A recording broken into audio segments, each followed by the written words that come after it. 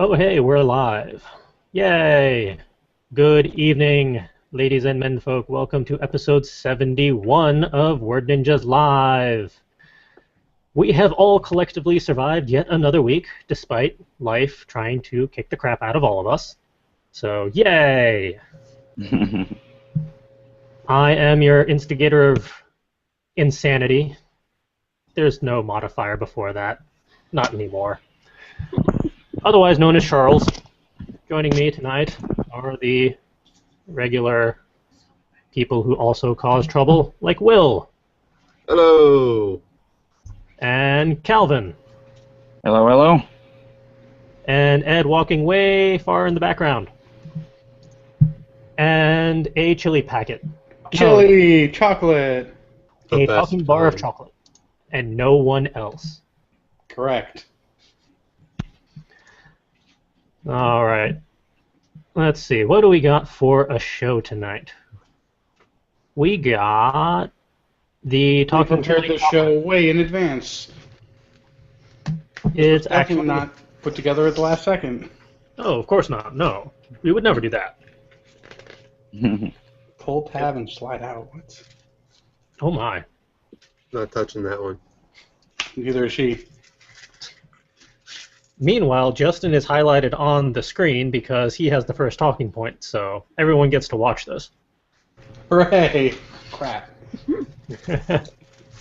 I was opening up some non-advertisement chocolate. I won't say the brand name. You showed it on the screen. No, I showed the... I think I covered up the... It was like this, so you couldn't see the brand name.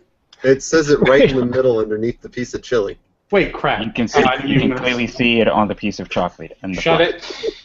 Everyone sucks. Okay. Conversation number one. This is not involving chocolate. Moving along. So I wanted to talk about something that's very important to all of us, especially as 2015 is approaching. People are starting to get ahead on all of their New Year's resolutions.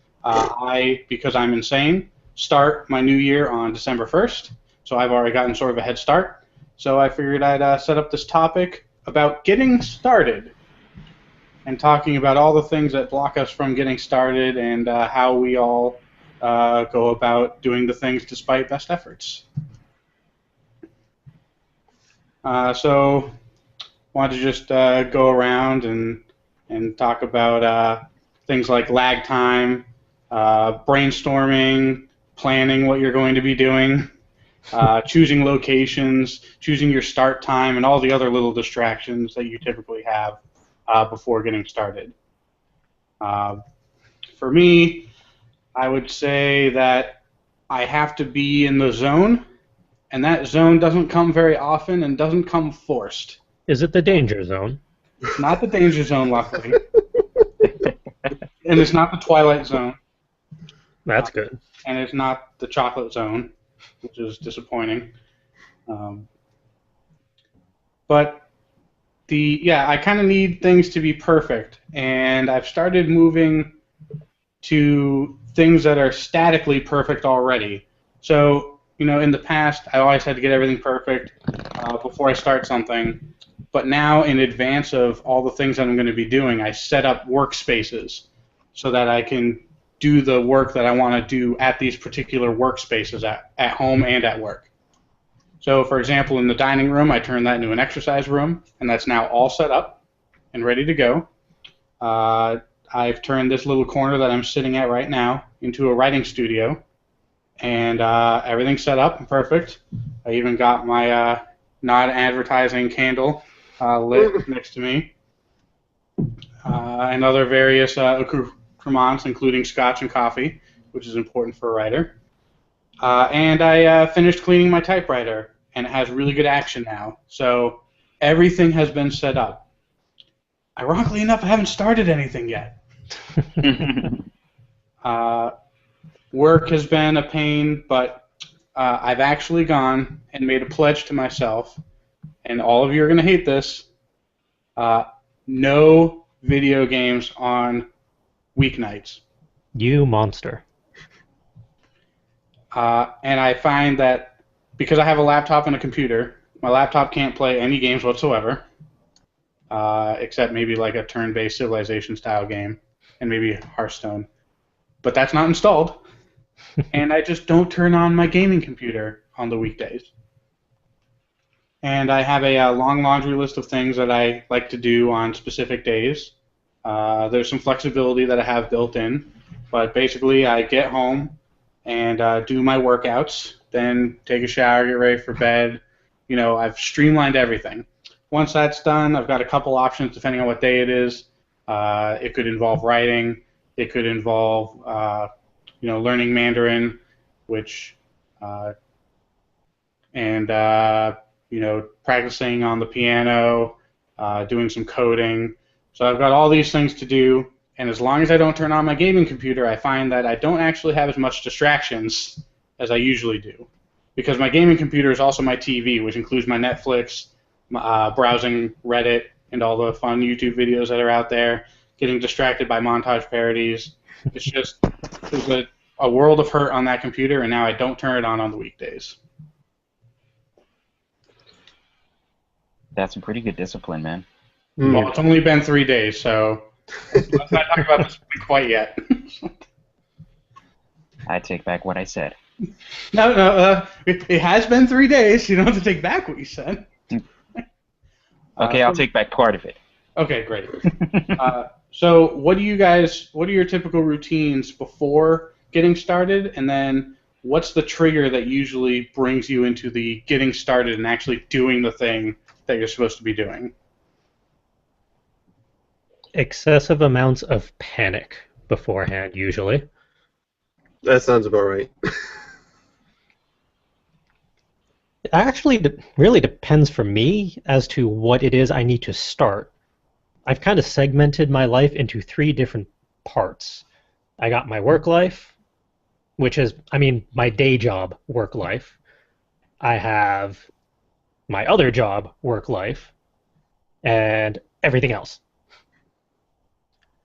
So for the day job, it's all about actually taking the 5, 10, 15 minutes to outline whatever I need to do, figure out what are the steps, what's the bigger picture, because sometimes we lose sight of that, and that is important, and stuff like that, because it's a lot easier to have an outline next to me as a reference once I actually start, even if it's a project that is ASAP or has a 15-minute turnaround or something stupid like that.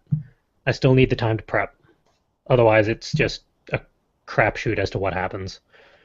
For the fun job, I haven't really figured that one out yet. Stuff happens when it happens. I still need to figure out a proper setup and system for that, as I'm sure all of you know all too well. To next Thursday, or this Thursday, tomorrow. I thought we canceled tomorrow. Did we? Yeah. Sure. Yeah, we were going to do last Thursday, but then I bailed because Correct. you couldn't do this Thursday. And I felt bad because I canceled last Thursday because you couldn't do this Thursday. I know why. And I'll make this quick because this is on air. I had a training thing that I had to do this Thursday. It has been moved to Friday, so I'm now free this Thursday if you still want to do the thing tomorrow. I know it's short notice, so don't feel We'll bad. coordinate off air. Okay. Let's coordinate on air. It'll be more fun. We can if you want to hit 2 hours, by all means. Oh, jeez. You mentioned work. Yes. One thing that I've done to help me with work is I actually installed a website blocker on my computer at work.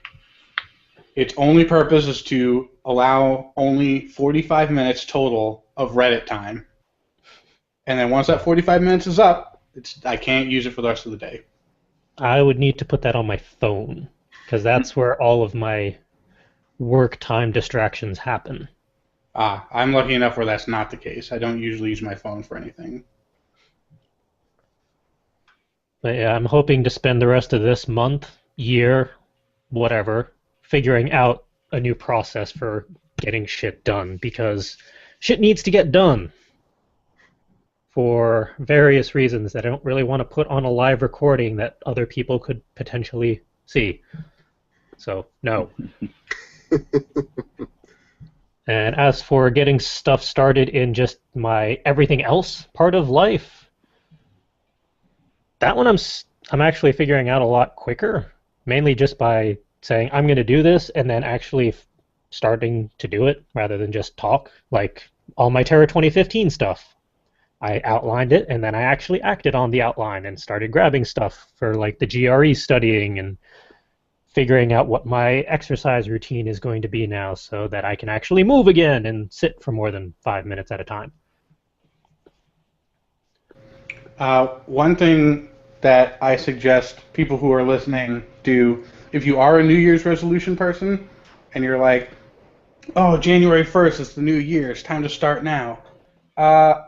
While starting at that point is really good, what I find happens with most people in their New Year's resolutions is they do literally nothing about their goal until January 1st. And then they spend the first month largely preparing for being able to do those things.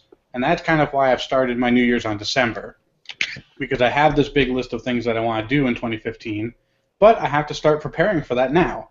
And I want to get a kickstart on the 1st of January and just go at it. And everything's largely ready now. Probably as of starting tomorrow, I'll be doing my typical evening routine of getting stuff done. Nice. So next week I'll report back how much of a miserable failure it turned out to be, or how successful it was. I actually have 2 comments to that now because you reminded me of one comment and then instigated a second. And as I say that, I forget what the second one was, which I wanted to be the first. So the second one, or the first one, which was going to be the second but is now the first again. I was thinking about the whole, why am I waiting until January 1st to kick things off? And then Justin came into my head, which is always a scary thing, but it was actually useful because it reminded me that, time really is a societal concept that can be very silly sometimes. You don't need to wait for the Gregorian calendar to flip over just to kick things off. If you want to do something and you need to start it, the start time can be whenever the hell you want it to be. It doesn't need to be 1/1/2015 or whatever the hell year it's going to be whenever you're watching this or listening to this. Hello, future people. Just do it. Do it now. Just do it now. Finish this podcast first. Visit all of our sponsors. And then do the thing that you're supposed to do. And then maybe buy some merchandise on our store. Maybe that's one of the things they need to do. I think that is. It should be on everyone's list. Agreed. Yeah, it is the holiday season right now anyway. So. I do need more buttons. Well, I know somewhere you can get some. We have all. If I get a bunch of buttons, will you still ship them to me? That's an Ed question. Or do I have to go pick them up because I'm local? You might get a discount if you pick them up. We save on shipping costs. Mm. Well, since that offer would only be open to me, let's move on. Oh yeah, the second comment that was going to be the first, and then I forgot it was. I think. Hurry up. Start talking. I mean, before you forget. Not hurry up and finish. Well, now I don't wanna.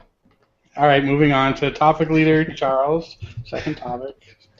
No, the only comment I had was I think a lot of people have problems with January kicking things off because for the most part, depending on where you live, it's winter, and winter is a bitch to do things in, especially in New England.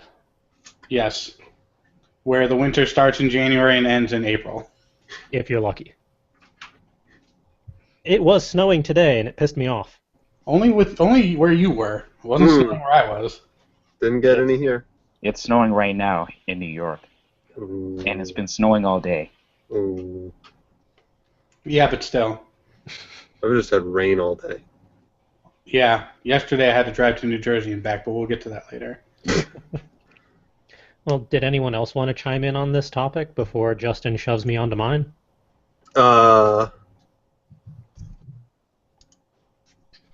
I'm always brainstorming, if that counts, for at least, like, writing.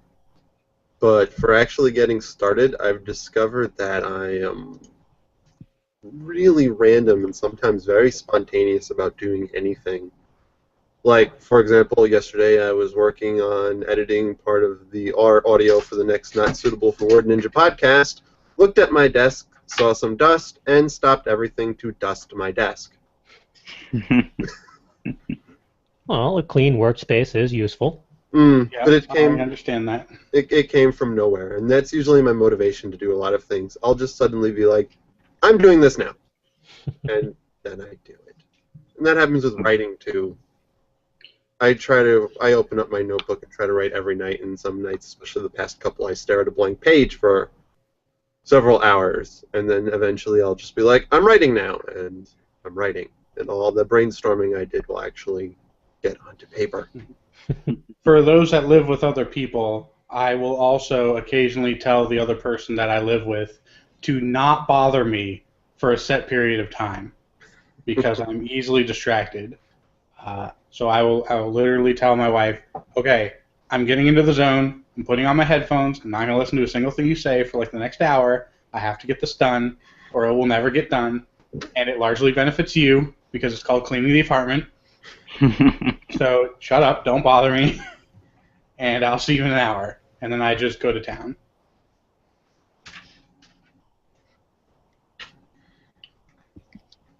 As for me, like mileage varies for like all parts of like the creativity equation. Brainstorming, planning, starting can happen at any point in time.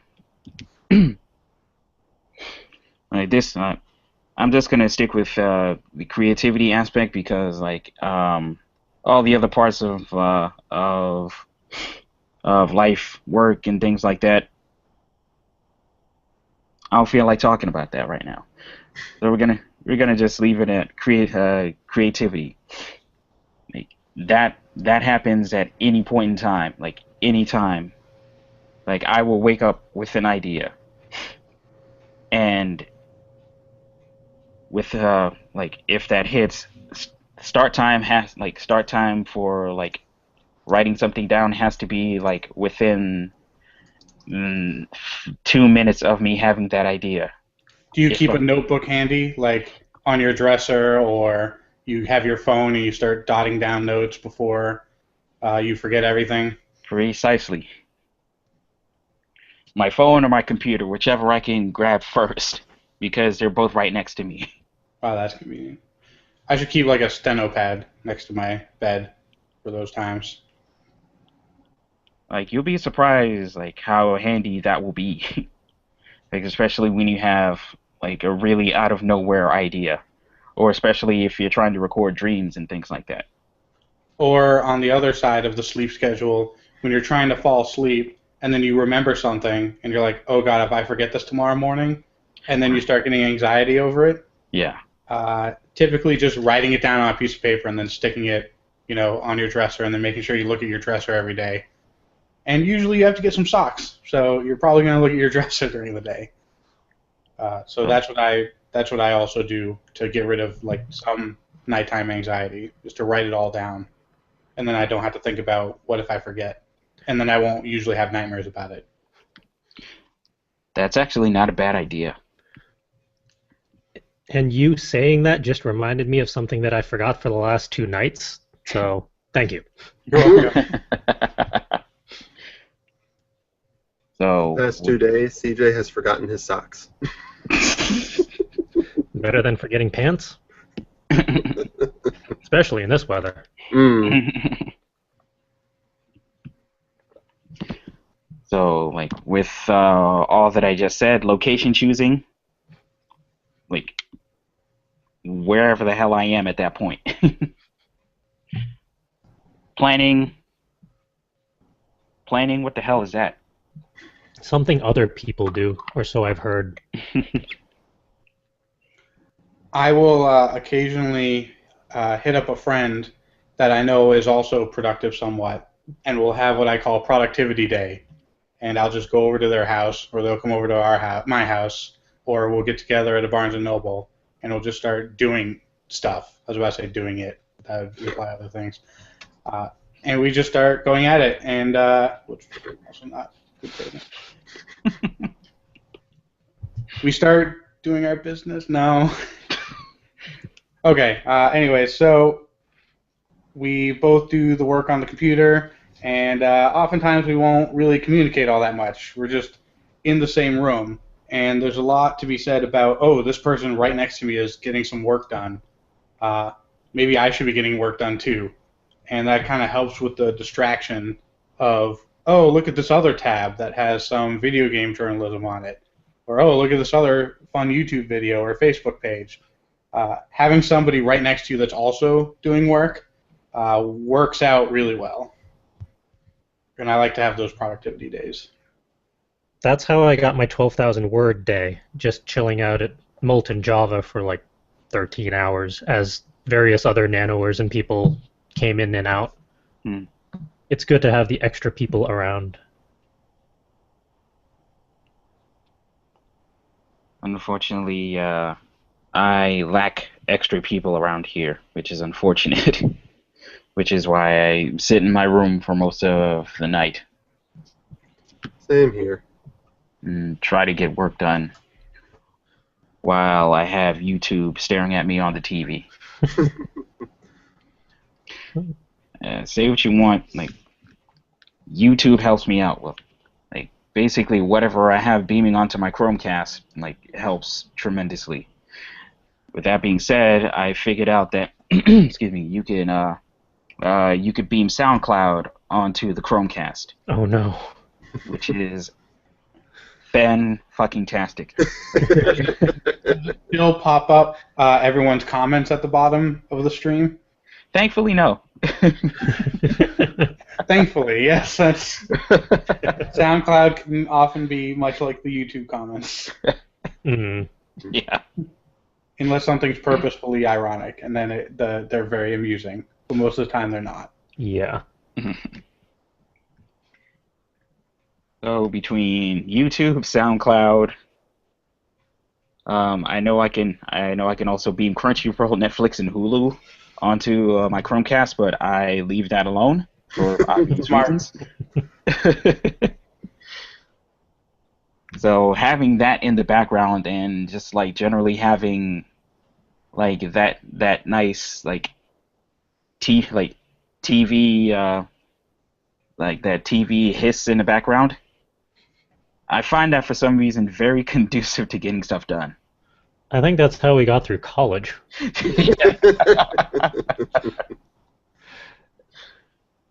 I believe you're right. And half the fun was having both of our TVs onto the same channel. With a 1 second lag.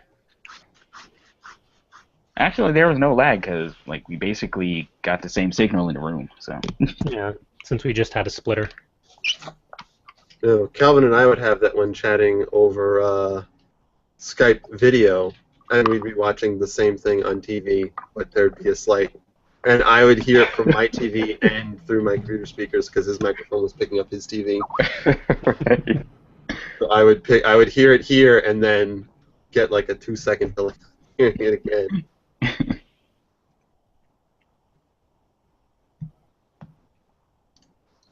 Oh, technology.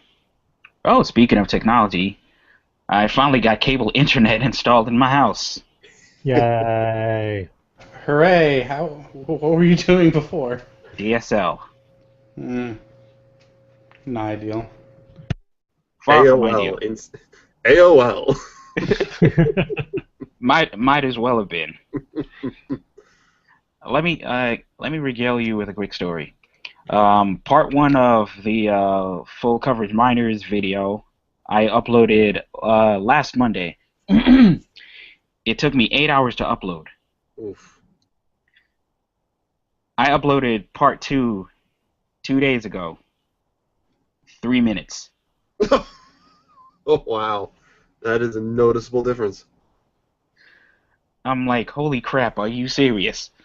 Like I just like woke up. I woke up Monday morning, turned on the upload, and as I was like getting ready to grab my stuff for the shower, I realized it was done. I was like, all right. So yeah, I'm enjoying my cable internet already.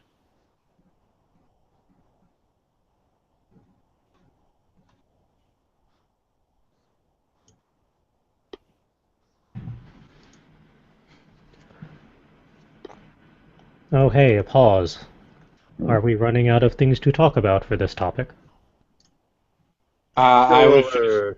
amazed that Google Hangouts has pop-ups now when you do group chat over the person who chatted, and Oh, it yeah. distracted me. And also, I hate the new Skype user interface. It's special. It's hot garbage. Actually, Anyway, both of these things are special. Skype and Google Hangouts. you know what's not special? The next topic. Oh.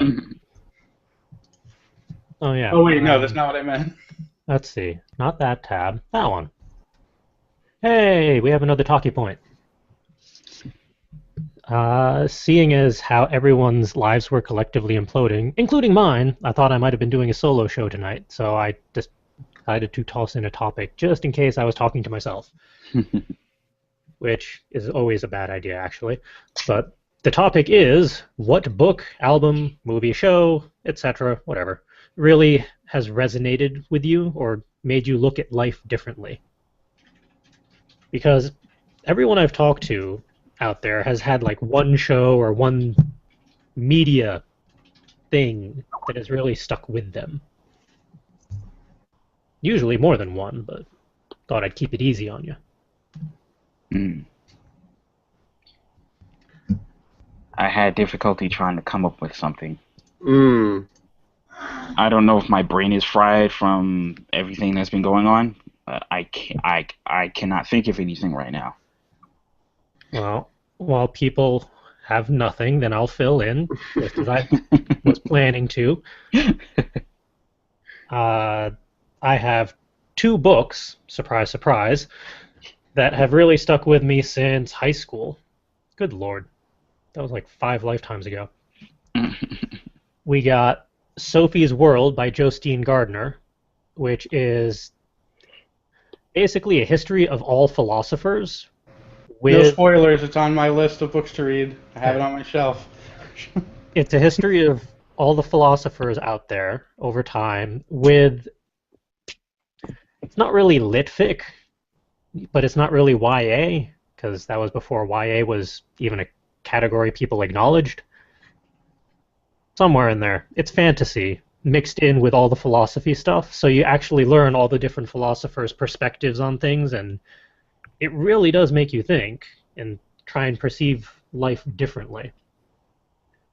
And then the follow-up is Theo's Odyssey by someone. I'm blanking on the author's name. It's a different author, but it's equivalent to a sequel in that it covers all of the world's religions in the same style. So you have your characters going all across the world learning about the different religions and then the various similarities and differences and whatnot, which was very fascinating.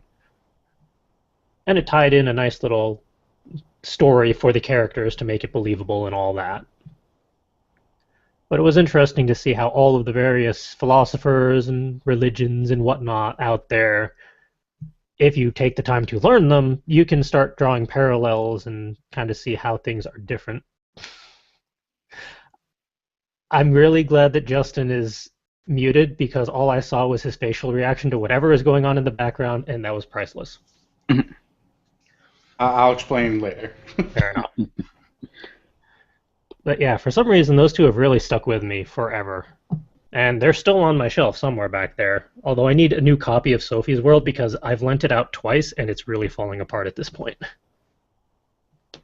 The copy I have is probably not much better. I think I got it from the used bookstore, the rainy paperback. Rainy day paperbacks Yes. in Bethel. Yes. I think I picked it up on a whim and was like, oh, this looks good, I guess. And then she just like, oh, hey, I read that book. You should get it, or else. And then I did. I think that's the end of that story. No, earlier on in the day, my wife made some weird Chinese brown sugar tea, and it smelled really good. And I kept telling her, oh, this smells really good. I wonder, does it taste good? And she's like, this is mine. You can't have any. And then she just made me a cup without me asking and delivered it while I was on the podcast. So I made weird lovey-dovey faces that you all missed. This is great pod. I don't know. I saw it in the little icon screen. It was Hilarious. It's too bad Google Plus doesn't permanently keep the bottom row of cameras up on the stream. Although it's probably better it doesn't do that, now that I think about it. Yeah, considering all the things that we do in our little screens when we're not on the big screen, it's definitely for our safety. The listeners and the watchers. They will never know. Unless they listen to the NSFWN podcast, then all bets are off. Mm.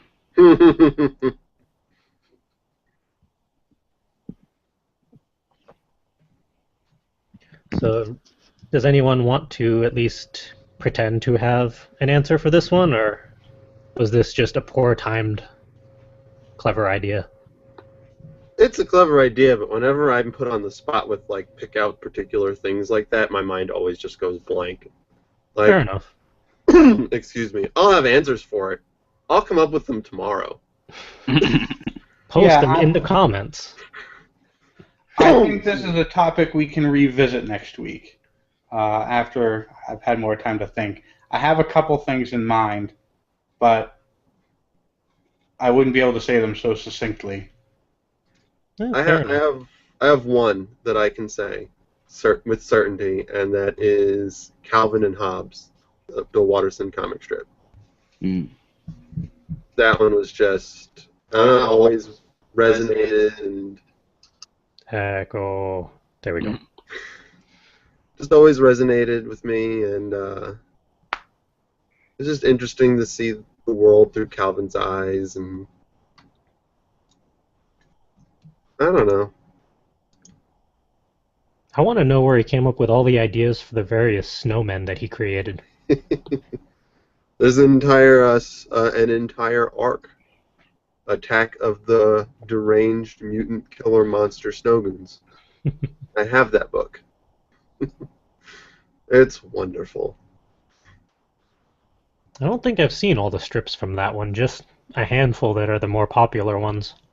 Well, there were always, like, every year he would do one or two strips where Calvin would make some kind of snowman thing, but there was an ongoing, I don't know if it was released in newspapers or if it was just for the book or what, but there was, like, a multi-page story arc with Calvin making mutant snowgoons and then them coming alive and trying to kill him and him trying to figure out how to stop them. All in his head, of course, because he's just a child, but it was a brilliant imagination, and part of what resonated with me was how real a child's imagination can be. How real anyone's imagination can be.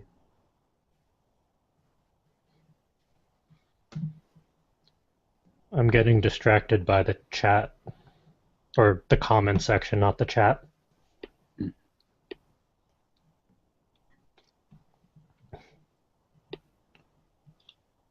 You know what? I think I may have an answer. Do you now? I do. Is it one that you can share on a live stream without getting us in trouble? Yeah, yes, I can. Cowboy Bebop.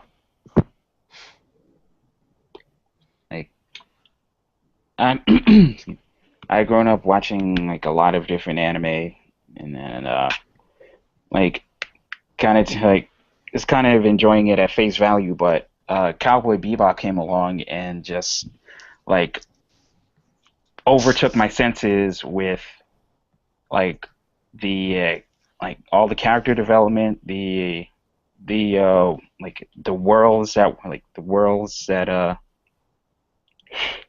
excuse me, like the whole universe that was involved in Cowboy Bebop, the music, and I was really I was taken in by like the dysfunction of the Bebop crew, but always it was always like incredibly entertaining, and it kind of like changed how I saw not just anime but like animation in general, because it felt like another everything really took it to another level, and it did so much in only 26 episodes, which is which is sad in a way because I would have loved to see more episodes, but at the same time, just very impressive and just absolutely wonderful how it all came together. Did it have a come together ending? I don't know if I ever saw the last few episodes. I should binge watch that whole series. I'm guessing That you should. Uh, And short answer, yes. it all the stories do come to an end. Yeah. So it wasn't like at least it wasn't like a cliffhanger expecting the next season to come type of thing. No, they finish it. It's done. Yeah. Okay. I actually have an answer now. Hooray. Let's hear it. Yay. Loveline. It was a radio station that was recorded in Los Angeles, or a radio program that was then re-syndicated elsewhere. It was always on super late at night, like midnight, 11 p.m., 1 in the morning, depending on where you were and depending on what station you were listening to. And I would stay up every night and listen to it. Loveline.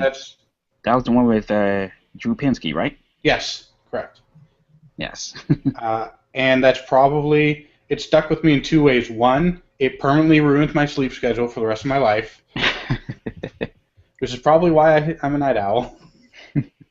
And two, for those who don't know, at least in the generation that I listened to, it was Adam Carolla and Dr. Drew Pinsky, and they would talk about, love and sex advice. People would call in, talk about their problems or ask questions, and they would get answers. And I got a large portion of my sexual education from that program because I lived in a small town in the middle of the woods. Everyone was very conservative in that respect. No one talked about anything. I didn't know I didn't know anything, and I wasn't exactly sexually active back then. So that show saved me in that way. But also, I learned a lot about pragmatism. For those who listened to and may still listen to the Adam Carolla Show or any of the other various podcasts or radio shows he's had, he is a realist and a pragmatist, and he doesn't take bullshit from anyone, and he tries to remove himself from drama, and he sees a problem and then he sees a solution, and he tries to go for that solution and wonders why don't other people go in this direction with the solution. And that kind of opened my eyes to more of a pragmatism, sort of stop caring about so much. It got me to start eating things off the floor because, this, Purell and all the cleanliness was starting to come around, and it doesn't matter. And, people are like, oh, you should eat food from this or that, and, oh, don't eat, you have to wash all your vegetables, and it doesn't matter. Everything you touch and everything you're exposed to is disgusting. It doesn't matter. When you find a hair in your French fries and you pick it out and you're like, oh, this is disgusting, and then you demand another set of fries. I wish you guys would know all the times you have actually eaten one of those hairs, not realized it, and it's not killed you. So I would say that show and most of Adam Carolla's teachings and preachings has changed me quite a bit over the years. And one thing that kind of kept me from growing too overboard is the second thing that probably brought me back a little bit is actually the show House. Because I got to see the consequences of being too pragmatic and too solution-getting, and what that does to your social life. And between that and some other podcasts and shows and books that I read, I kind of learned how to balance that. They call me Reality Man for a reason.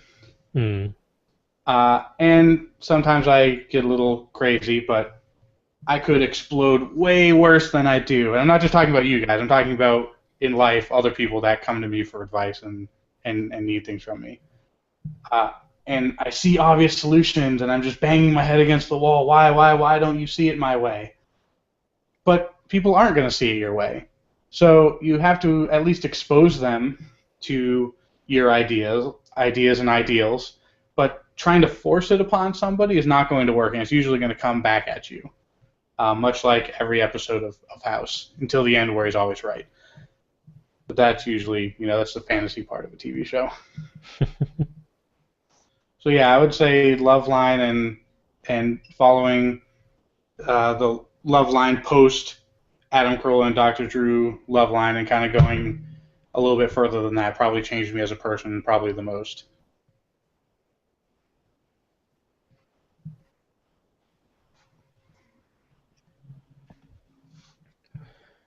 Oh, this is not going to help me pay attention at all.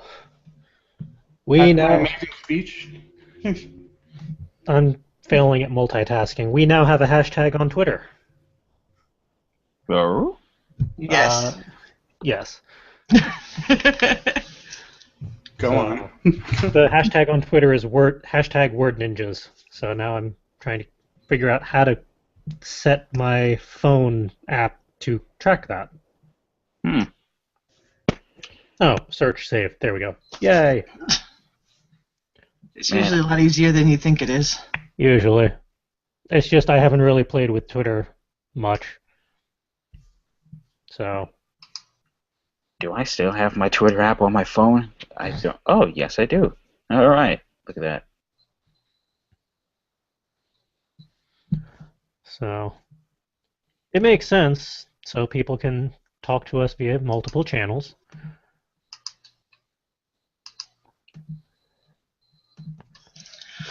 And Yeah. it's weird. It's been so long since I checked my Twitter app. I completely reformatted it. A couple times around, I think. Hey, Ed. The Antisocial Alchemist is about. Fair enough.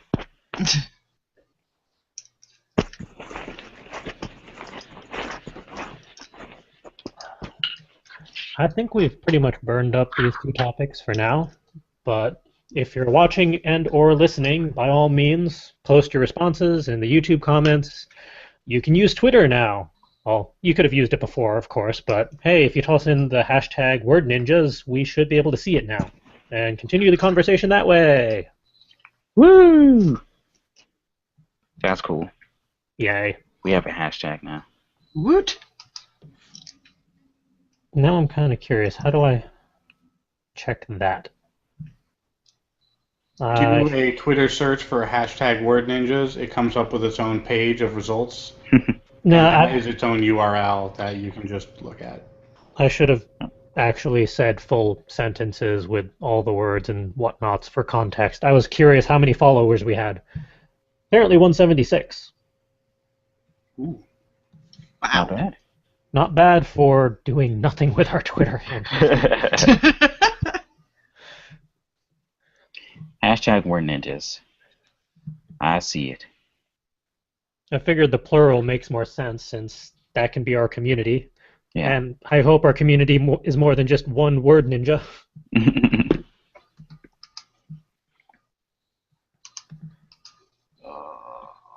Tumbles, why you hate me. Enough with all the various notifications. Moving on! That is our talkie point segment. Onwards to the highlights reel. We actually have a slew of things because I wanted to talk about stuff. And I'm the boss man, so I could. But now that means I got to do screen share. And put it to the correct tab first so we don't show anything wrong. And then we do that, and then we do this, and then we push the button, and it does the thing. Hopefully. All right, the first piece I actually got today, the Hemingwright, which is like the modern-day typewriter thingy that we talked about, I don't know how many episodes ago, is now up on Kickstarter to actually make it happen. And they're actually getting comparatively close to their goal already with 43 days to go. I think it's going to happen. Yeah, they're already over halfway funded. Yeah. I got the email at like 140 something, and within after 4 minutes of getting the email, I went to look, and they'd already burned through so many levels of how to get one of their hemming rights. So now it is not cost effective for me, anyway. But if you remember this thing, it looks pretty cool, and the fact that it looks like they're going to be able to fund it the way they're going with the fundraising, so it's worth checking out. You can learn a little bit more about the project, the hows and whys and wherefores and all that. Their lowest level pledge to get one of their hemming rights is $369. And apparently it sounds like it's going to be about a $500 retail price, or at least that's what they're implying. Yeah. I really wish I had gotten a different notification a little quicker on, so I could have gotten the... No, they had a lower level even before, where it was like maybe 150. That would have been manageable. Did they? Yeah, they had the whole...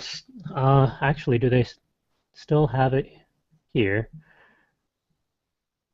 They had another row, from what I vaguely remember, where it wasn't as expensive as $349, but that was earlier in the day when I'd only had 5 cups of coffee, so who knows what I remember from then. But yeah, it's a pretty cool concept, and I wouldn't mind getting one just to play with, but not with my current budget, and not at that price at the moment. But hey, maybe in 6 months, a year, you never know. If we do happen to get one, I'd love to do a test run on it and record it for posterity so we can kind of do a review on it.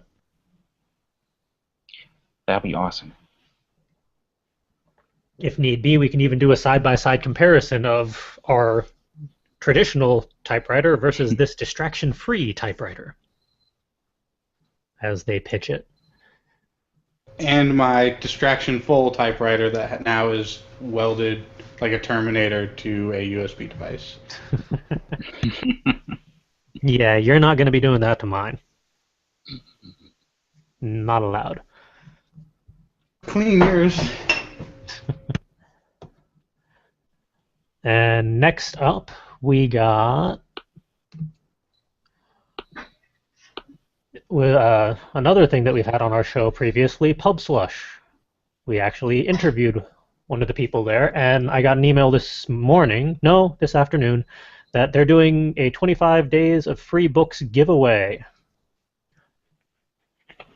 And they gave me the link and all the info, which I've tossed in the show notes for people to peruse, but... It's like an advent calendar for books. Pretty much. And they have the whole list of books and corresponding authors. You Are Here, Around the World in 92 Minutes. I don't remember the title being that. Thought it was the 80 Days. But then I guess travel has sped up. My Drunk Kitchen. Sounds like one of ours. I Didn't Come Here to Make Friends. Also sounds like one of ours. Interesting. As you can probably tell, I have not taken a full look at this. I've just skimmed it previously. But yeah, they tossed us that, and apparently I didn't open up the link because I didn't. So, no. I didn't toss it in the show notes. I tossed it on the website because I'm clever like that. So now you get to see me flail about as we go to the main website. Hey, fcwriters.com. Go to this episode's show notes, let it load, scroll down to the appropriate section, go to the proper link that I didn't toss in the show notes for anyone else, so too bad for all of you. This is going to be great for the audio version of the podcast. Yeah.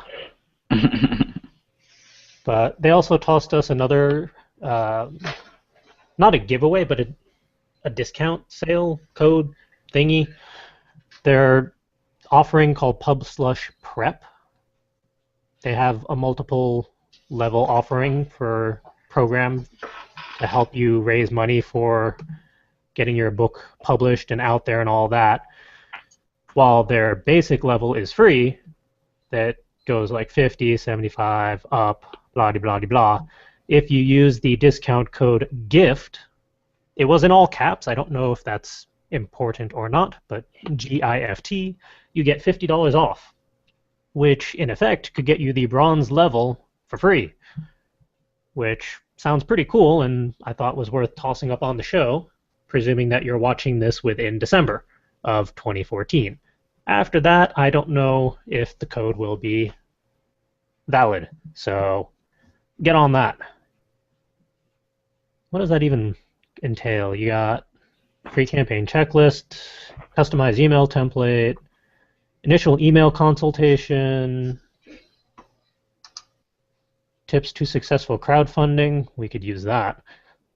30 minutes of phone time with a coordinator. That's nice. Finalized edits to project page. It's good to have a second pair of eyes on it. And unlimited email correspondence with your coordinator. That's useful. So yeah, definitely worth grabbing if you have a book that you are working towards getting published and promoted out there. Especially since effectively you can get at least the bronze level for free and any other level $50 off. So even the highest level would be half price at that point. At least think about it.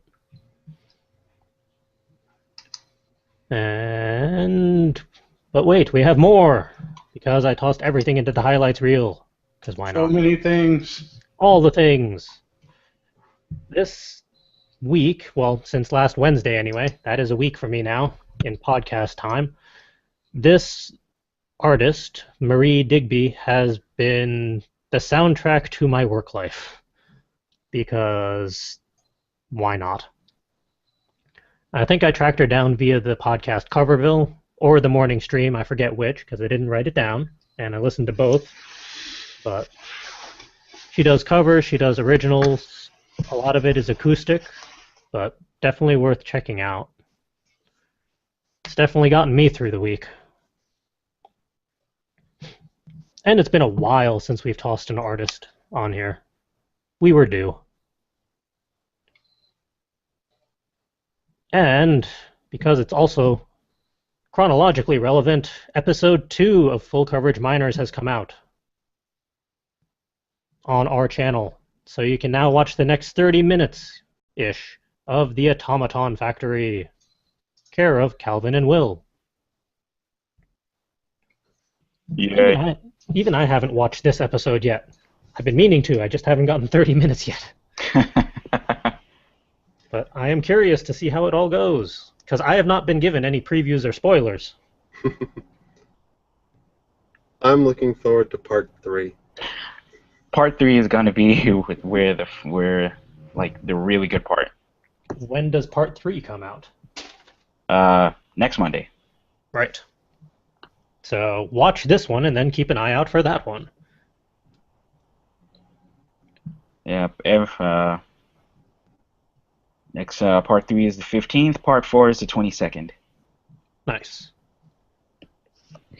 And now that I have cable internet, it won't take me forever to upload them. Yay!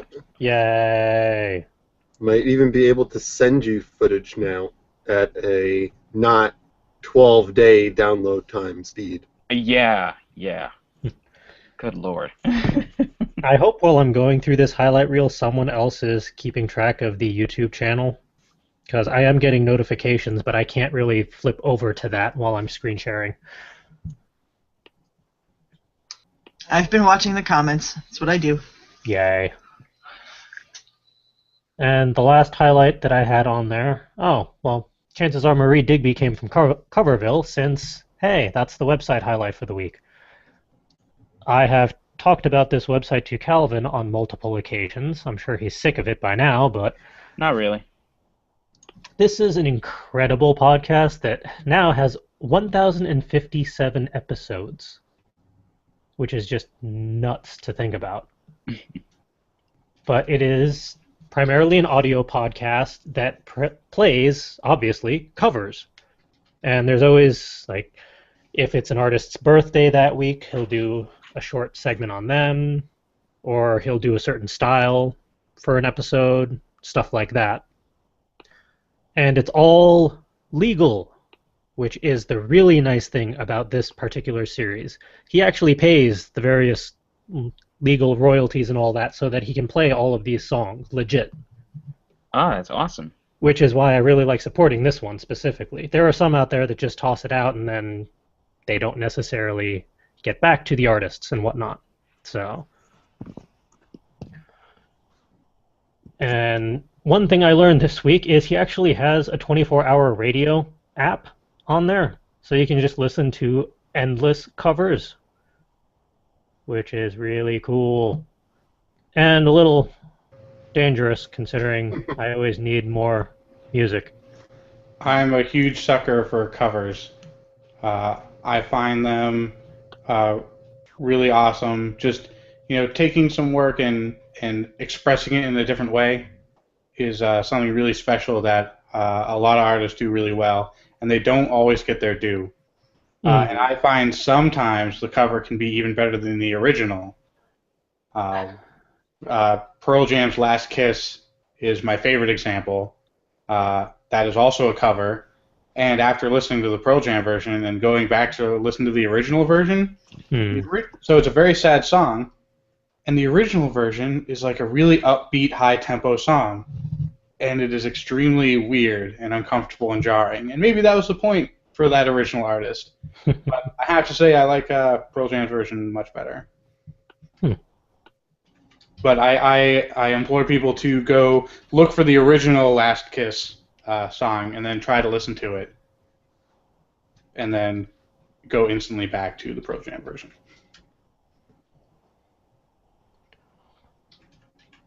At one point, I know that there was some way that you could actually search the entire history of the podcast to see what covers were played and whatnot, but for the life of me, I don't know where it went. And I'm not going to spend the next 5 minutes fumbling around while screen sharing to figure that out. But definitely worth checking out regardless. It's a fantastic podcast and a lot of fun. And it's nice to broaden your horizons every once in a while. Very true. And then we take me off of screen share. Those are your highlights for the week. All in the show notes on fcwriters.com. And the link to the show notes is in the details for the video episode itself. All right, next segment, productivity highs and lows.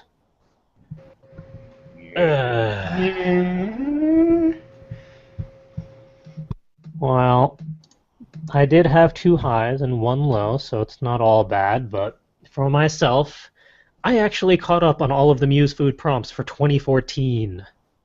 Although I need to backdate the last one in November, I think. I haven't gotten that one up yet because I was doing this right before the podcast, and I ran out of time. But all of the prompts for this month, and thus the end of the year, are up and queued. So yay! That is definitely a high. And due to various stupidity and shenanigans and whatnot, I have put together a standing desk of sorts at my office because I can't sit in that chair for more than half an hour before my back gets cranky.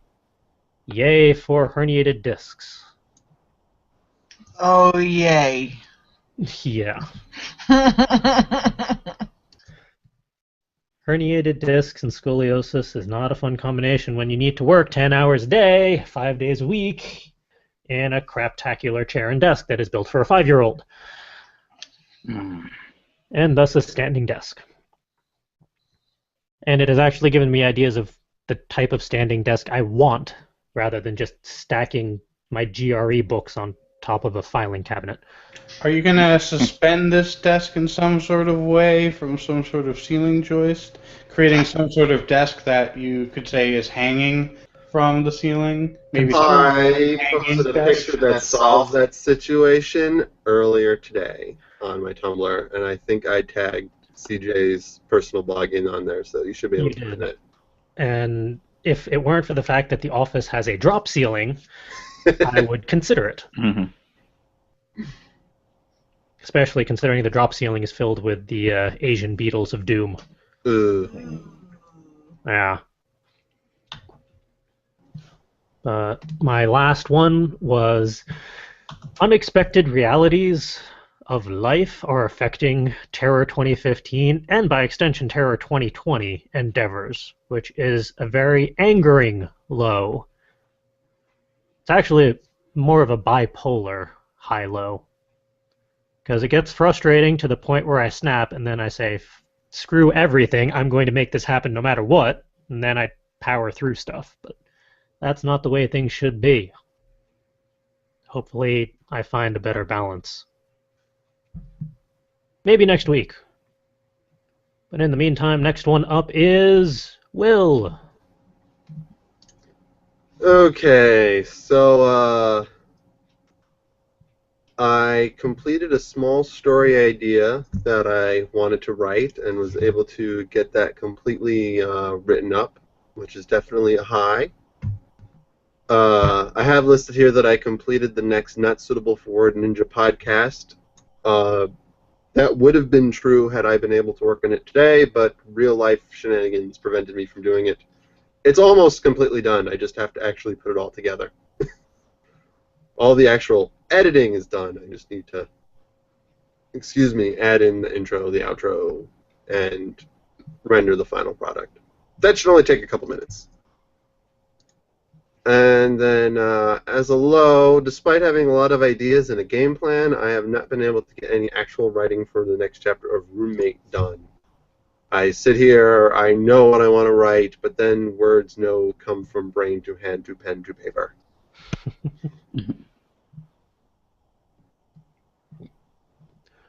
And who's up next? I'm up Justin. next. I wasn't here last week, and I think that my highs and lows for last week and this week are equally as important, so I'm going to go through all 6. And one of them is a part A and a part B. Good So lord. this could take a while. Everyone settle in, grab some coffee, and get ready. So, last week, I delivered 5 reports at work and finished them out and closed them out so our company could get paid. That's a really good high. And on top of that, I won't be getting flown out to California for training on Christmas. Hooray!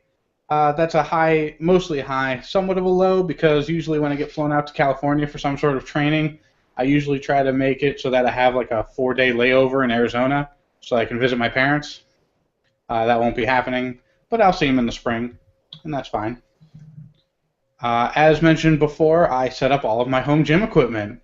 Hooray! I just got the floor pads in today, so I can start working out tomorrow. And I'm not saying tomorrow because I'm too lazy to do it today. The floor pads aren't actually literally installed yet. I have to do that right after the podcast. Nano was a complete and utter failure. And I'm considering that somewhat of a low for the obvious reasons, but also a high.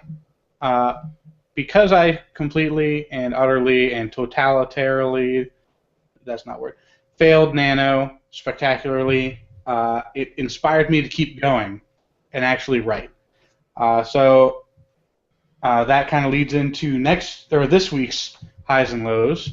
My typewriter is finally clean.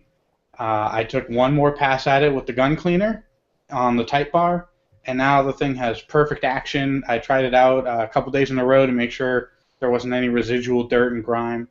So I'm actually going to start typing, and that'll be another thing I'm going to start tomorrow, is just writing and typing. And I'm super excited to do that. So that's a high. Also, yesterday, I had to drive in the disgusting rain all the way to the disgusting New Jersey with the disgusting traffic, and had to present a critical design review in front of both Boeing and NASA. And the presentation went without a hitch, and everyone was really impressed with our work. So our company got some props, I got some props, and that will lead into inspiration in the later segment. And finally, Hearthstone expansion Gnomes versus Goblins, or Goblins versus Gnomes, I forget what it's actually called, got released on Monday. On Monday. And I'm not allowed to use my computer to play video games on the weekday. So that's a low. Because screw you, Hearthstone, for releasing on a Monday. I can't play. I can't unlock my new cards. It's extremely frustrating. But I'll manage, and I'll play a lot this weekend. God willing. And Calvin is up next.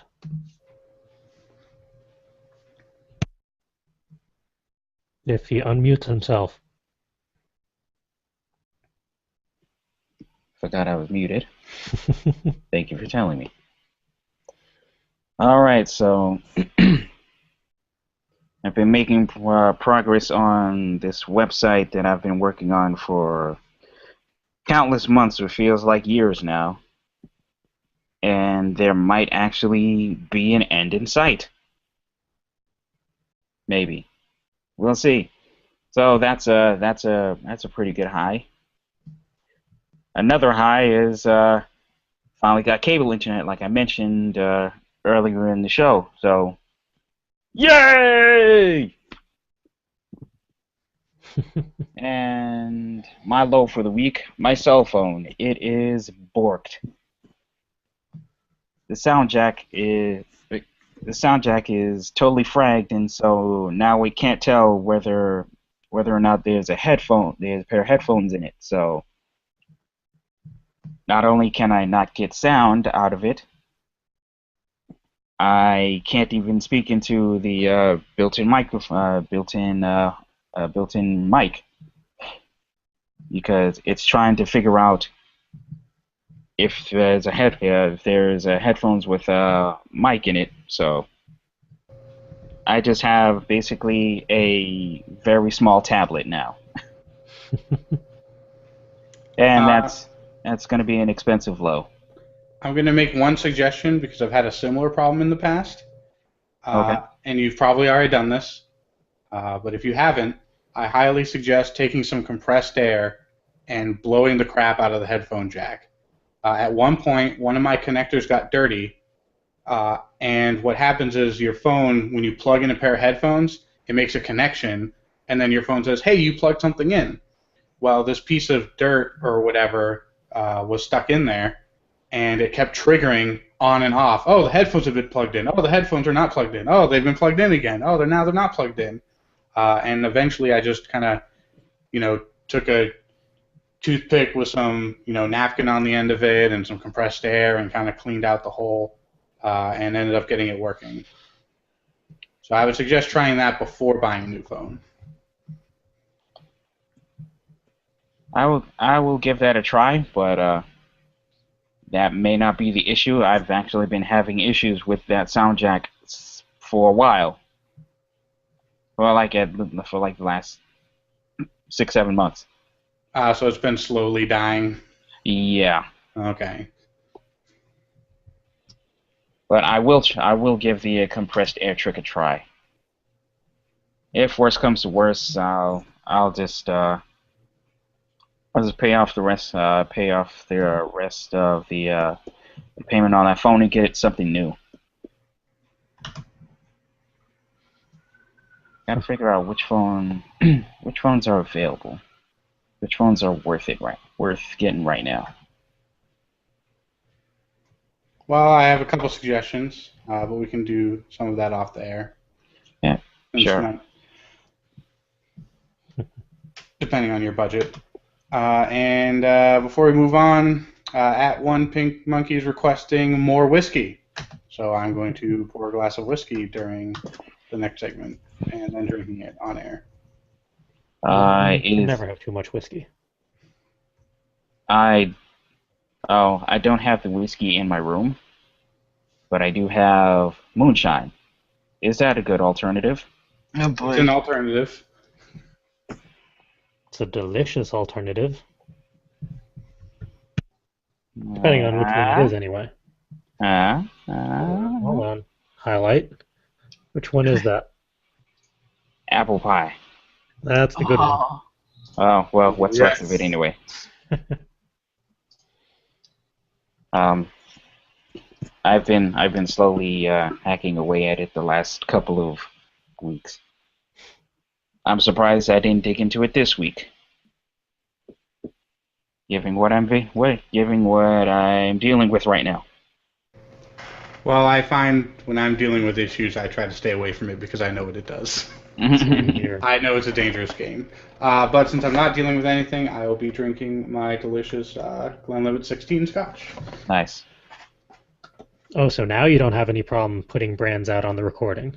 Well, I don't think a distillery from Scotland is going to ever advertise on our podcast. But imagine if they did. Yeah, That'd maybe. be wonderful. Just think, all you other distilleries, if you start advertising, I'll be drinking your brands instead. Take that, Lefroy and Ardbeg and Talisker. I'll take Bowmore. I'm drinking Glenlivet, so screw you.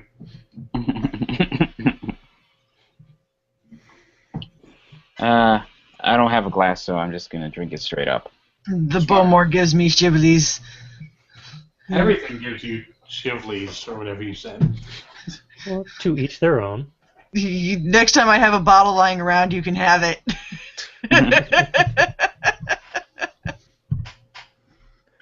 2 more whiskey, as requested by a listener.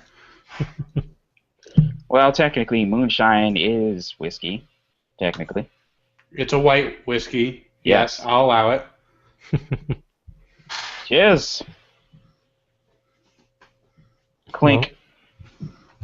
While these people drink themselves into even further insensibility, Hmm? how has Ed fared working more hours than all of us combined? I'm sitting here. I survived another week without a day off. I think that's an accomplishment. It's a sad accomplishment, but We applaud you. yes. Retail at Christmas time and being thrown into a store manager position the day before Thanksgiving sucks. That's all I have to say to that. But the money's good. Yay. And that's the important thing. Hopefully. Sort of.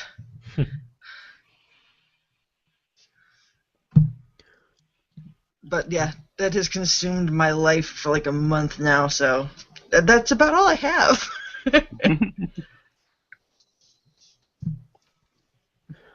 Well, that means it's time for the next segment, which needs a better title than just inspiration, creativity, expression, because that doesn't really flow off the tongue for a segment. But that's because it's Justin's segment, so... Oh, that Whatever. was a joke line that I put in. That wasn't actually supposed to stay in the show notes forever. Yeah, sure. This is awkward. But yes, the inspiration segment, effectively. Well, what was that, like 3 days ago now? I was actually inspired by my zombie apocalypse verse characters, because that's the novel I'm going to be working on in 2015. Or else. So, all 6 of them came out. Some for better, some for worse, because as in the show notes, one of them is a psycho, legitimately. But it is nice to have them back, as it were. Granted, Slash and Burn never left, even though I tried to get rid of them from time to time. It's nice to know that my characters are still alive, and I can play with them next year. And I actually look forward to it, too.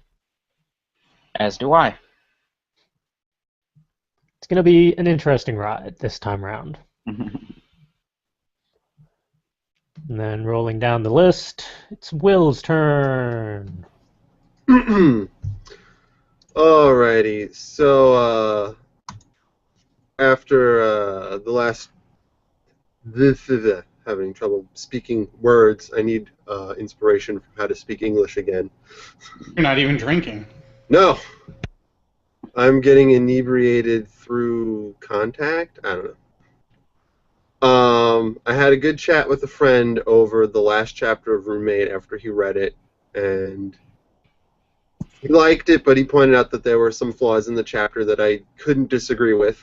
Certain parts that seemed rushed or, weren't put to their full potential. So we had a long chat about what I could do in the next chapter to improve it, possible scenes and scenarios that could play out in certain orders, and I found a lot of inspiration from what he had to say and tied it in with the ideas I had to come up with a game plan for the entirety of the next chapter that I think will be redeeming to the bit of a rush job I did on the last one.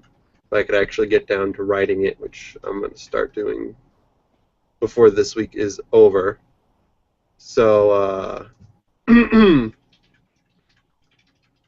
yeah, it was pretty inspirational. It was somewhat cathartic. I enjoyed it.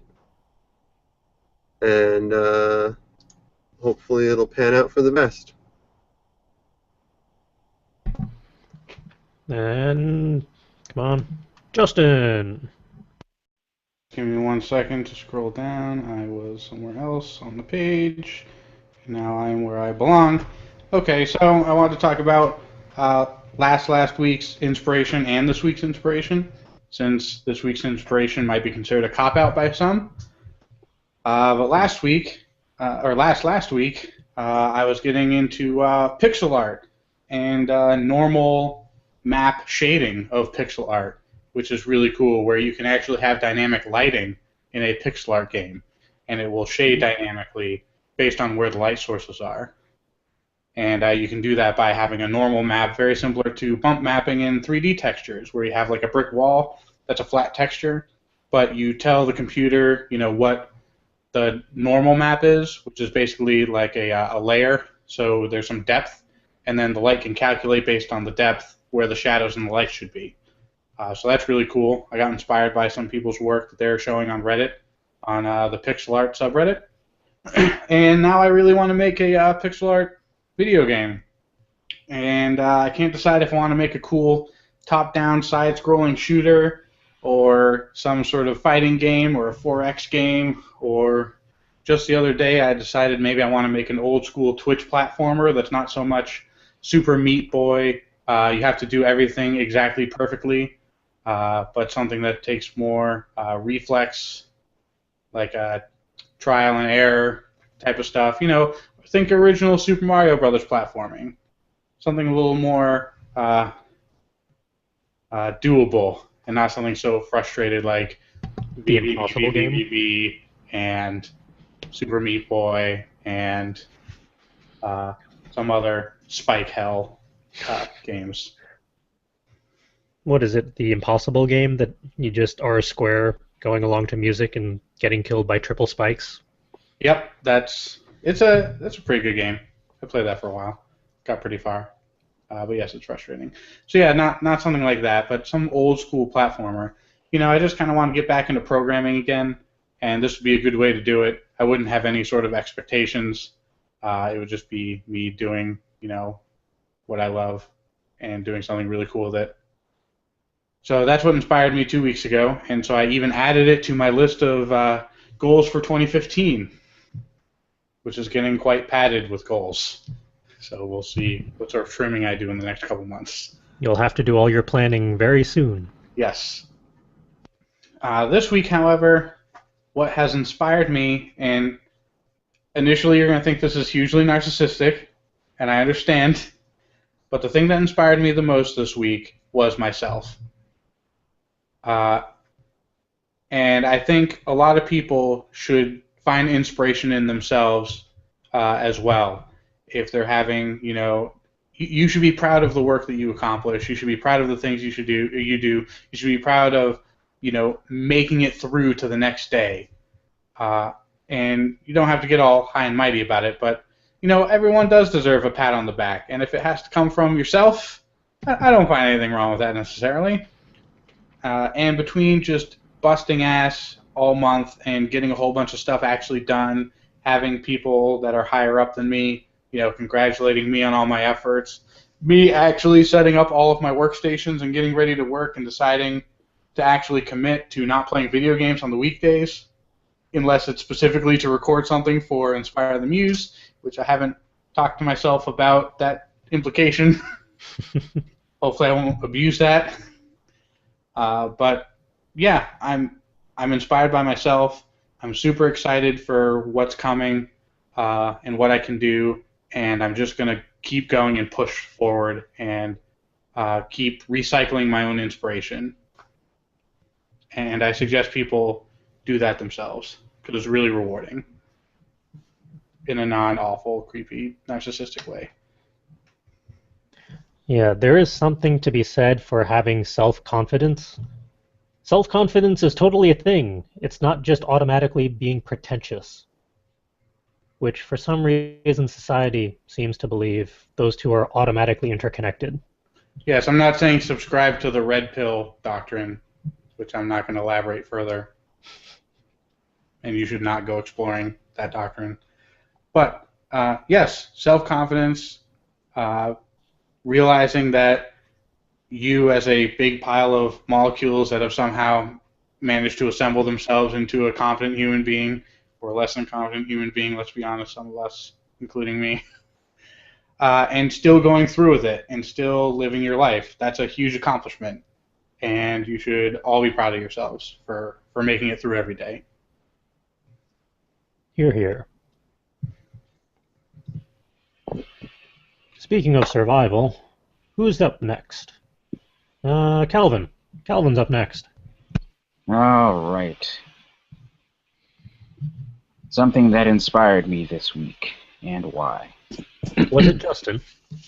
It was not Justin, but it was a person. His name is Tom Misch. He is a producer and singer-songwriter from England.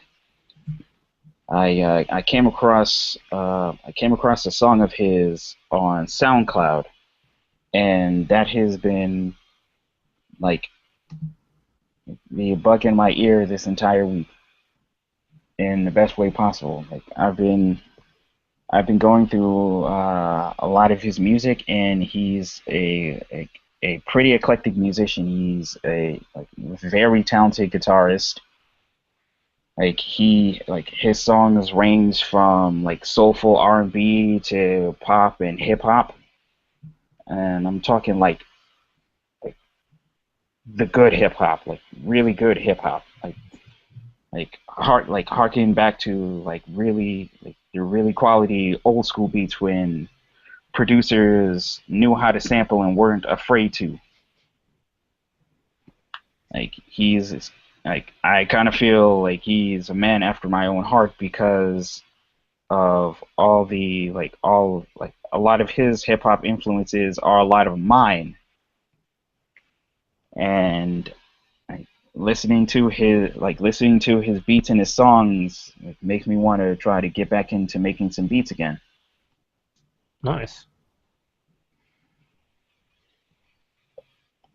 Well, that's been my inspiration for the week.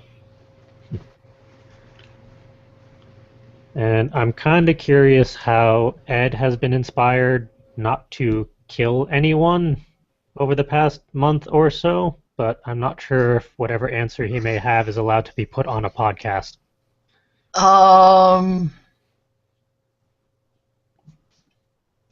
Just pure force of will. Oh, Will inspired you? Of course, always. The fact that he hasn't completely kicked me out of the house for not being here is definitely a plus. and How can they kick you out of the house if you're not here to be kicked out? Good point. Mm. The fact that he hasn't killed me yet for not being here. Well, I need someone that will get the squirrel out of your chimney every now and then. Yeah, it's not going to be one of us. We're too far away.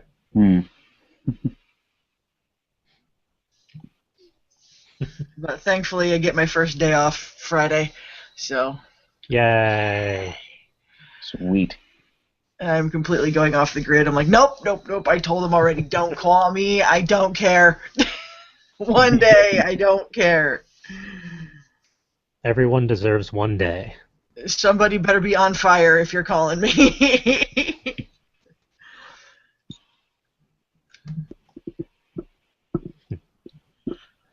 And for our viewers and listeners, by all means, post what has inspired you over this past week in the YouTube comments or via Twitter now using the hashtag WordNinjas.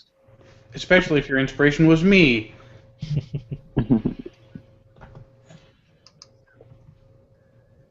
All right. Up next is Muse Food. Hey, we actually have some this week because I was good about that. Let's see. Back to the screen share, and then we do the thing that does the other thing. Unlike last week, each week we have writing prompts, or creative prompts, I guess, in general. We try to provide various one-liners, one-worders, a combination of Rory's story cubes, a musical prompt, and an artistic prompt. And 1, 2, 3. Seeing as there are 5 segments and 5 peoples, everyone gets a segment, whether they like it or not. I call them one-liners. Oh. I'll do the cubes. I suppose I'll take the worders. I'll take the music. I guess I get the artistic one. Not that that's hard. How fitting. Okay, I'll go with that one. I already forgot who called what, so have at it. All right, the one-line writing prompts for this week are as follows. You turn my world around. There's not enough waffles in the world to get me out of this bed. Where is everyone? We are never listening to your playlist ever again. I can relate. Same here. Turn around. Jazz solves everything. I live in a city of endless stairs. The moon is getting full again. I want to hurry and save him. And it turns out that flintlock pistols don't work very well for riddling someone with bullets. Somebody was pulling one-liners from Sailor Moon, wasn't he? No, that's my contribution of one-liners. No. Oh, all of them are? No, just the last one. No. Just some of them on the list. Possibly. I forget who submitted what and which ones are mine and what I was watching at the time. Because I recognized 2 of them from catching up earlier today. Which ones? Hopefully not the waffles one. That would be weird. No, the moon one and the I want to hurry and save him. Because that was the whole, they were doing the whole Endymion thing. It probably was because I caught up while I was working on them. That makes sense. Oh, hey, other segments. Who's up next? That would be me. Hopefully echo-free. So our one-word writing prompts this week are lettuce, rain, laser, space, moon, heaven, wanton, male, corner, focus. Someone has definitely been playing the pre-sequel. I know I was a little bit, but I forget when. Well, you have laser, space, and moon in there. And considering the pre-sequel takes place on the moon, in space, with lasers... We need a randomizer for these words. And sentences. Speaking of random, story cubes. Story cubes are fairly random. Let's see. So, the story cubes for this week are a guy walking into a door or a hallway, a pirate's map, X marks the spot, a Tyrannosaurus Rex skull, which reminds me the new Jurassic Park movie is coming soon, a baseball bouncing off the ground implying that the person did not catch it, a person kicking a ball, hopefully not the previously mentioned baseball, There's a blindfolded man poking and prodding at some other poor guy. There's a bumblebee, or a moth that looks like a bumblebee. Those are pretty cool. You should definitely look that up. A music note of some sort. I don't know how to read music yet. And a trippy mushroom, possibly trimmed from a cow. Who would ever trim mushrooms from a mushroom? That would be mean. Alright. On to the next page. Your musical prompt for this week is quarter note C, half note A, quarter note G, half note E, quarter note D.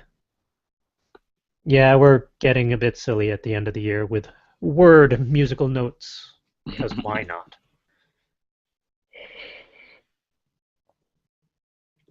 As I'm learning to read music, I'm probably going to start bringing my keyboard over here and actually playing these notes to help me practice. Should be fun. By all means. And now for the artistic prompt.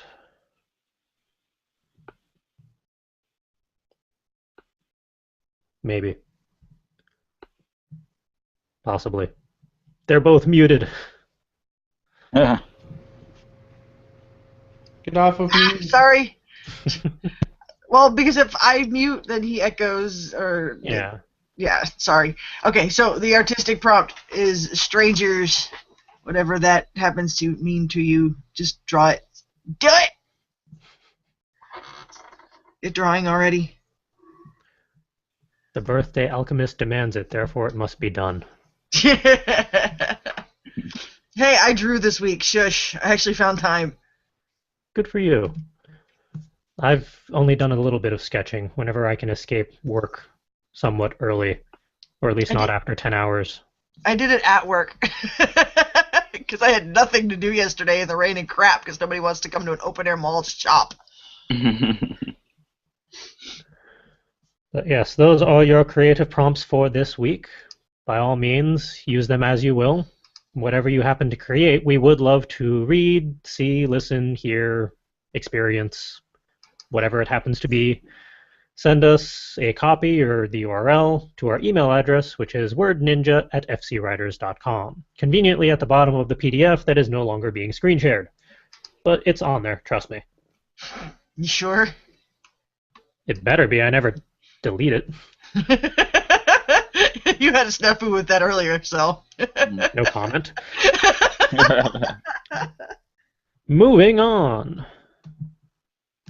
And if I get to the right tab, then we scroll down. Oh yeah, that's at the end of the podcast now because we moved it. No wonder. That's pretty much a show because I forgot that was pretty much the last segment. Still getting used to that.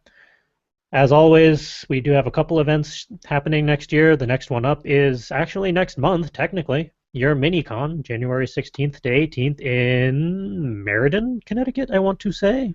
Yeah, Meriden. And I believe all of us will be there, or at least a majority of us. I'll figure out a way to get there. Yeah, we're still even if I have to hitchhike.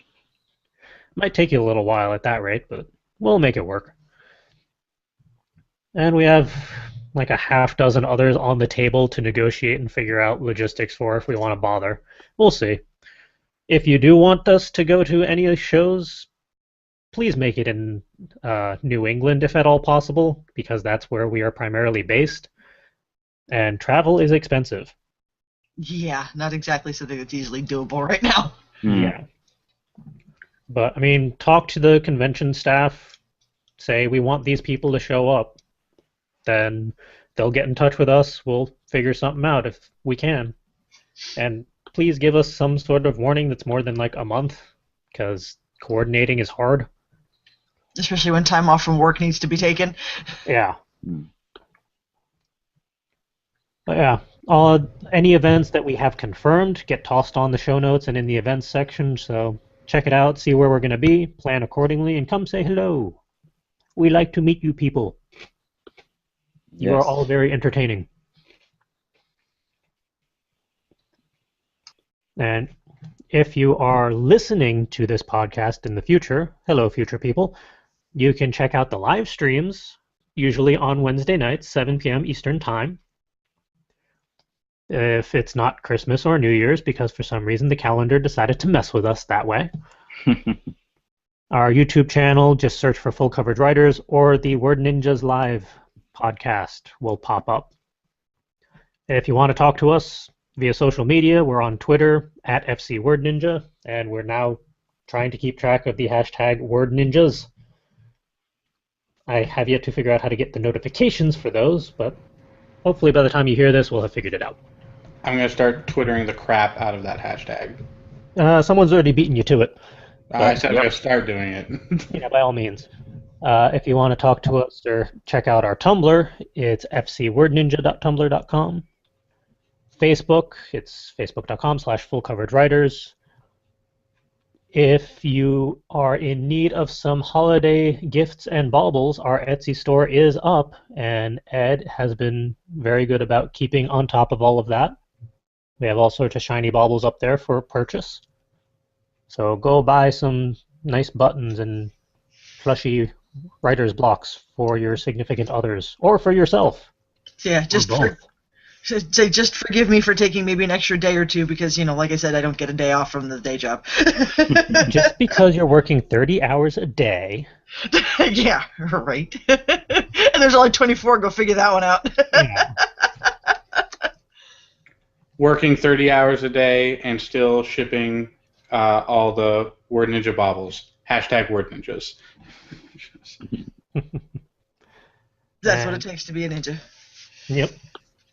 If you want to check out the various archives of the Muse Food, of the podcast, of all the various other shenanigans that we've been up to at conventions and other events, go to fcwriters.com. It is all there. If you want to talk to us in some other format or reason, just email us, wordninja@fcwriters.com. We'll check it out. And that's everything we got. That is a show. That means it's time to actually give our personal ways that people can contact us for the more entertaining people that actually want to talk to individuals rather than the group. If you want to track me down, I don't know why you would, but if you're that brave, by all means, my personal Tumblr is fancypantswolf.tumblr.com. I'm trying to get back on the Fairy Tale podcast as Makarov on Monday nights at 10 p.m. Eastern Time. I have like a 50-50 success rate lately, which means that next week, this coming Monday, I should be on, statistically. My Twitter is silver_wolf85. And yeah, that one's pretty dead, but by all means, ping me if you want. And how about Will? As usual, excuse me, you can usually find me on my personal Tumblr page at darkhom.tumblr.com. It's darkhom.tumblr.com. It's a personal blog, so I post whatever I want, and sometimes that stuff is not safe for work, but then I tag it NSFW. So as long as you've got the proper blocking systems up, it should be fine. If you want to see more about My Roommate's a Stripper, you can check out myroommatesastripper.tumblr.com. Obviously, that blog is 18+. Unmute myself first and move it over to Justin. As part of hashtag Tranquil 2015, I have decided to resurrect my personal website, my personal Twitter, and my productivity website and Twitter. They haven't technically gotten stuff posted to them yet, but that's tomorrow's job and later tonight's job. So I'm going to start pimping everything now. My personal website, which is actually my Tumblr, don't tell anyone, it's at mechanicaljustin.com. And you can find me on Twitter personally, acting as myself, at mechanicalJHI, which are my initials, because some jerk took Mechanical J, and you can't fit Mechanical Justin into the Twitter handle. It's one extra character too long. Screw you, Twitter. Anyways, my productivity website is and will be facingmyreality.com, and my productivity Twitter handle is also facingmyreality. So come check me out on all those things. And Calvin. I have to make one. Wait, am I muted? You're good. Okay, cool. I have to make one quick change here. You can find me on Tumblr. You can find me two places on Tumblr. You can find me at instacal.tumblr.com, which is my everyday Tumblr, and you can find me at my creative Tumblr, which is stateofcalvin.tumblr.com. You can find me on Twitter and Instagram at ccwii, and you can also find me on SoundCloud. I recently changed my SoundCloud username, so the link is soundcloud.com/soundsbycalvin. Nice. I will update it in the show notes accordingly after this. And The Alchemist. Where can people track you when you're not working 30 hours a day? You're still muted. I know, I was getting there. Hold on. I was actually fixing stuff in the show notes myself. Because I recently made a specific blog for my art stuff, which actually goes along with my personal Etsy, because I've been using the same name for them, which is the E-Midnight Designs. To find it on Tumblr, it's just that.tumblr.com, and on Etsy, just put that into your search and I'll come up. Multi-Muse Hideout is where I do most of my writing on Tumblr. And my personal is XXX Edcoon with another XXX. That's probably the best places to find me. Or you can poke me at the Full Coverage Writer store, which is FC Writers, and that's on Etsy. I encourage people to poke that. Yes. Yes, poke away. And with that, that wraps up episode 71 of Word Ninjas Live. Actually, Or not. before we go, can I pimp something really quick? I just happened to see this on Twitter. No. But we wrapped. We said everything. Quick, hit off live. Go ahead. The only reason I want to pimp it now is because there's only 6 more days to go in this Kickstarter.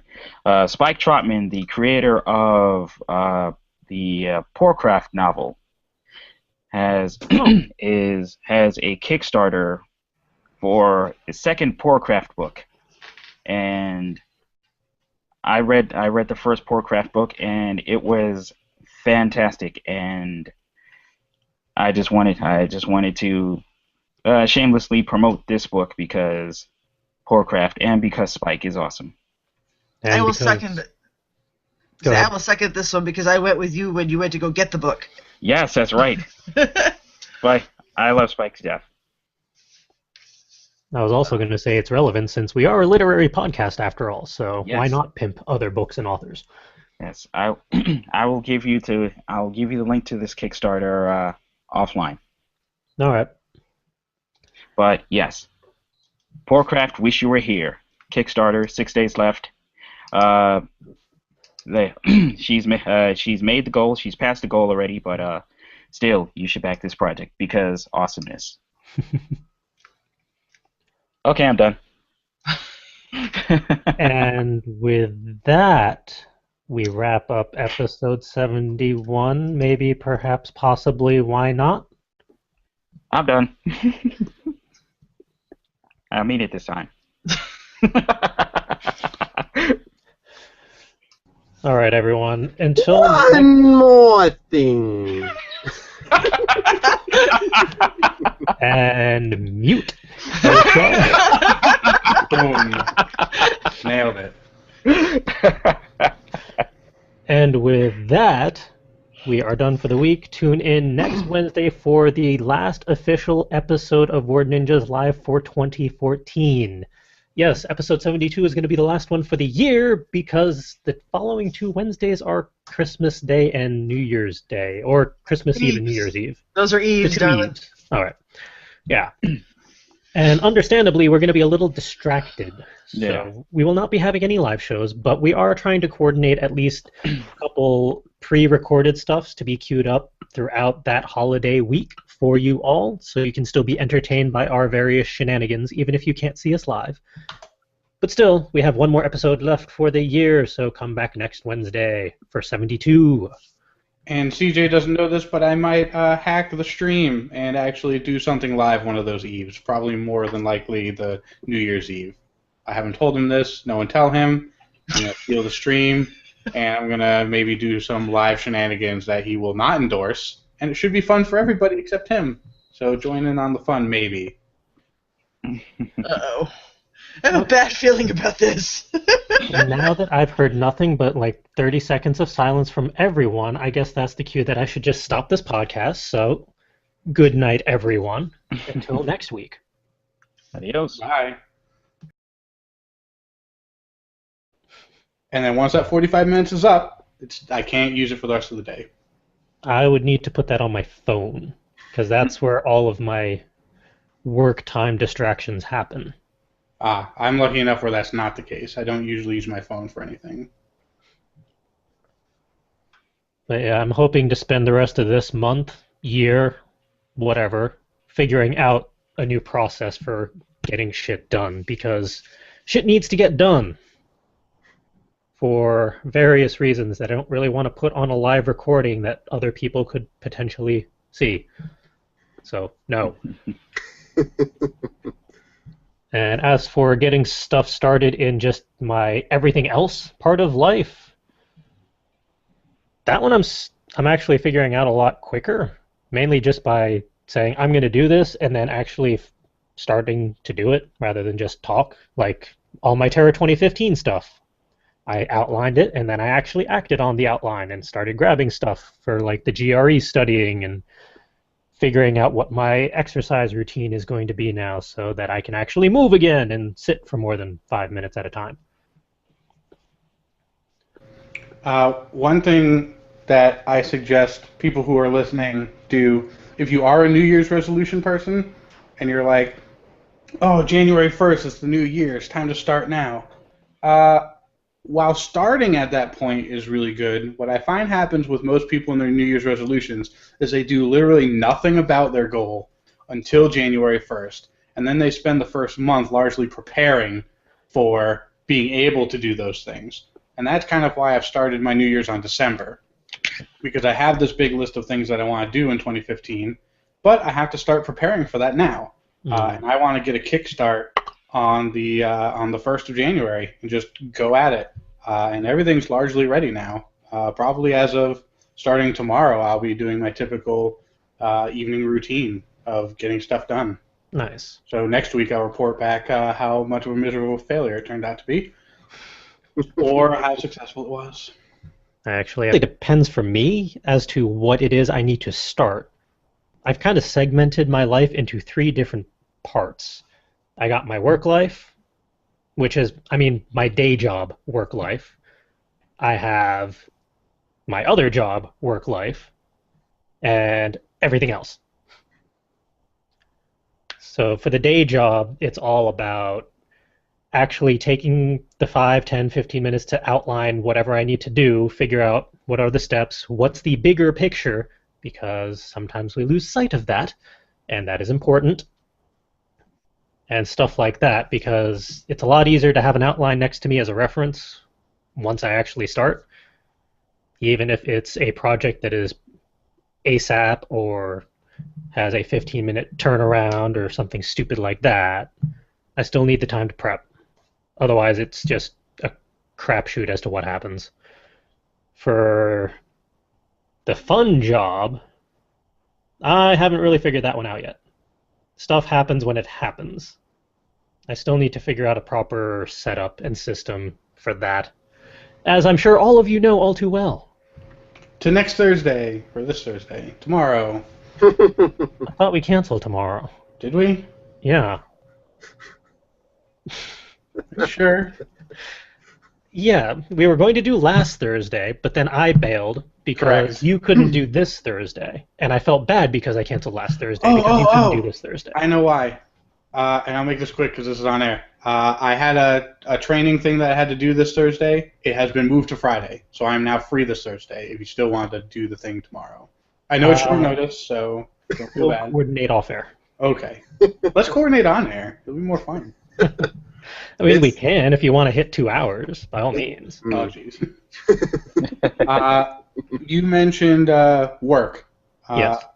One thing that I've done to help me with work is I actually installed a website blocker on my computer at work. Its only purpose is to allow only 45 minutes total of Reddit time. Oh, hey, we're live. Yay! Good evening, ladies and menfolk. Welcome to episode 71 of Word Ninjas Live. We have all collectively survived yet another week, despite life trying to kick the crap out of all of us. So, yay! I am your instigator of insanity. There's no modifier before that. Not anymore. Otherwise known as Charles. Joining me tonight are the regular people who also cause trouble, like Will Hello. and Calvin Hello, hello. and Ed walking way far in the background. And a chili packet. Chili, chocolate. The A best talking bar of kind. chocolate. And no one else. Correct. All right. Let's see. What do we got for a show tonight? We got the We talking prepared chili this show way in advance. It's Definitely actually not put together at the last second. Oh, of course not. No, we would never do that. Pull tab and slide out. What?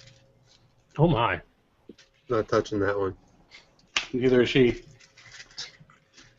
Meanwhile, Justin is highlighted on the screen because he has the first talking point, so everyone gets to watch this. Hooray! Crap. I was opening up some non-advertisement chocolate. I won't say the brand name. You I showed don't- it on the screen. No, I showed the... I think I covered up the... It was like this, so you couldn't see the brand name. It says it right in the middle underneath the piece of chili. Wait, crap. You can see, I didn't you even can clearly see it on the piece of chocolate. And the Shut it. Everyone sucks. Okay, conversation number one. This is not involving chocolate. Moving along.